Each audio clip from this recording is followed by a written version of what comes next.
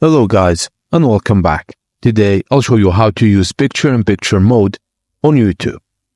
To use YouTube's picture-in-picture mode on Android, you need either a YouTube Premium subscription or be in the US for ad-supported PiP content. Go to your phone settings app and select apps and notification. Find the YouTube in the list of apps either under recently or see all apps. Tap on YouTube's app info and scroll to advanced options, then open it. Find picture-in-picture and switch it if it isn't already enabled.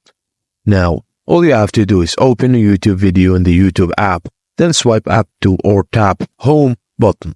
The video should pop up in a small window.